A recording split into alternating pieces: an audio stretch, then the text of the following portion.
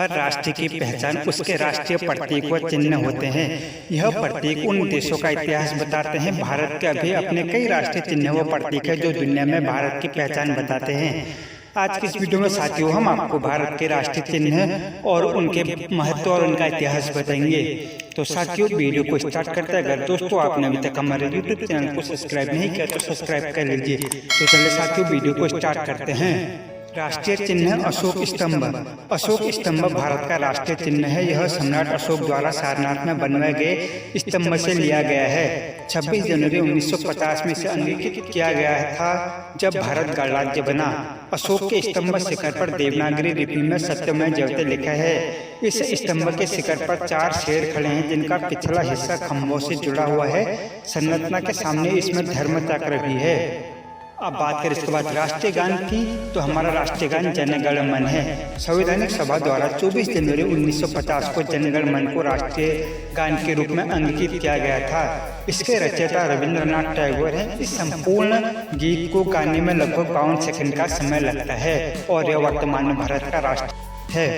अब इसके बाद बात करें राष्ट्रीय गीत, तो साथियों राष्ट्रीय गीत वर्तमान में भारत का वंदे मातरम है। वंदे मातरम इसके 2 छंद 1950 में आधिकारिक रूप से भारत के राष्ट्रीय गीत के रूप में अंगीकृत किए गए थे। वही वास्तविक वंदे मातरम में 6 छंद हैं। इस गीत को बंकिम चंद्र चटर्जी ने 1882 में बंगाल और संस्कृत भाषा में अपने उपन्यास आनंदमठ में लिखा था। अब इसके बाद बात करें साथियों राष्ट्रीय ध्वज तिरंगा। भारतीय संविधान सभा ने राष्ट्रीय ध्वज तिरंगे को 22 जुलाई 1947 को मान्यता दी थी। तिरंगे में समान अनुपात में केसरिया, सफेद तथा हरे रंग की क्षैतिज पट्टियां होती हैं, जिसके बीच में 24 तिल्लियां वाला चक्र होता है जो अशोक चक्र से लिया गया है और भारत का राष्ट्रीय भारत की दुनिया में पहचान कराता है। अब इसके बाद बात करें राष्ट्रीय पशु बाघ की। भारत में बाघ को राष्ट्रीय पशु की मान्यता दी गई है। इसकी घोषणा अप्रैल 1973 में की गई थी। यह अत्यंत शक्तिशाली, मजबूत और भारत के गर्व का प्रतीक है। बाघों की अधिकतम उम्र लगभग 20 साल होती है, जिसका जंतु वैज्ञानिक नाम पैंथेरा टाइग्रिस है। अब इसके बाद बात करें राष्ट्रीय फूल कमल। कमल को भारत में राष्ट्रीय फूल का दर्जा मिला है। इसका वैज्ञानिक नाम नीलिम्बो न्यूसिफेरा है। यह फूल उर्वरकता, ज्ञान, समृद्धि, सम्मान, लंबी आयु और सुंदरता को दिखाता है। इसका प्रयोग देश भर में धार्मिक अनुष्ठानों आदि के लिए किया जाता है। राष्ट्रीय पक्षी मोर। भारत में मोर को राष्ट्रीय पक्षी का दर्जा दिया गया है। यह पक्षी एकता के संजीव रंगों और भारतीय संस्कृति को प्रदर्शित करता है। ये सुंदरता, गर्व और पवित्रता को भी दिखाता है। भारतीय वन्यजीव सुरक्षा की धारा 1972 के तहत इसे सुरक्षा प्रदान की जाती है। राष्ट्रीय खेल हॉकी। ओलंपिक में भारत को सबसे ज्यादा गोल्ड मेडल दिलाने वाले हॉकी को राष्ट्रीय खेल का दर्जा मिला है। हॉकी को राष्ट्रीय खेल का दर्जा तब मिला जब भारत ने ओलंपिक में लगातार 6 स्वर्ण पदक जीते थे। राष्ट्रीय नदी गंगा। देश की गंगा नदी सबसे पवित्र नदी मानी जाती है। यह करीब 2510 किलोमीटर का सफर कर बंगाल की खाड़ी में गिरती है। प्राचीन समय से ही हिंदुओं के लिए गंगा नदी का बहुत बड़ा धार्मिक महत्व रहा है। इसके पवित्र जल को कई अवसरों पर इस्तेमाल किया जाता है। गंगा की उत्पत्ति हिमालय में गंगोत्री ग्लेशियर के हिम क्षेत्र में भागीरथी नदी के रूप में होती है और यह वर्तमान में भारत की राष्ट्रीय नदी है।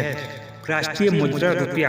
भारत की आधिकारिक करेंसी भारतीय रुपये है। इसके संबंधित सभी मुद्दों को रिजर्व बैंक ऑफ इंडिया नियंत्रित करता है। भारतीय रुपये को देवनागरी व्यंजन और लैटिन अक्षर R से चिन्हित किया गया है। 8 जुलाई 2011 को रुपये के चिन्हों के साथ भारत में सिक्कों की शुरुआत हुई थी। भारत की राष्ट्रीय भाषा हिंदी। भारत ने अभी तक किसी भी भाषा को राष्ट्रीय भाषा के तौर पर मान्यता नहीं दी है, लेकिन हिंदी को एक राष्ट्र भाषा का दर्जा प्राप्त है। मतलब जो भाषा सरकारी कार्य के लिए उपयोग की जाती है। भारत के संविधान के अनुच्छेद 344 के तहत हिंदी भारत की राजभाषा है। राष्ट्रीय कैलेंडर। शाखा कैलेंडर। भारत में शाखा कैलेंडर को राष्ट्रीय कैलेंडर का दर्जा प्राप्त है। 1957 में इसे कैलेंडर कमेटी द्वारा बनाया गया था, जिसे भारतीय पंचांग की मदद से तैयार किया गया है। इसमें हिंदू धार्मिक कैलेंडर के अलावा खगोल, डाटा और समय भी लिखित है।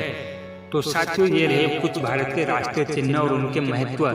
तो दोस्तों आपको ये इन्फॉर्मेशन कैसे लगी आप नीचे कमेंट करके जरूर बताइए। और दोस्तों अगर वीडियो अच्छी लगी तो लाइक, सब्सक्राइब एंड शेयर कीजिएगा। अगर चैनल पर नए हैं तो चैनल को सब्सक्राइब कीजिएगा। हम ऐसे ही इन्फॉर्मेशन रिलेटेड वीडियो अपलोड करते रहते हैं दोस्तों। जय हिंद, धन्यवाद।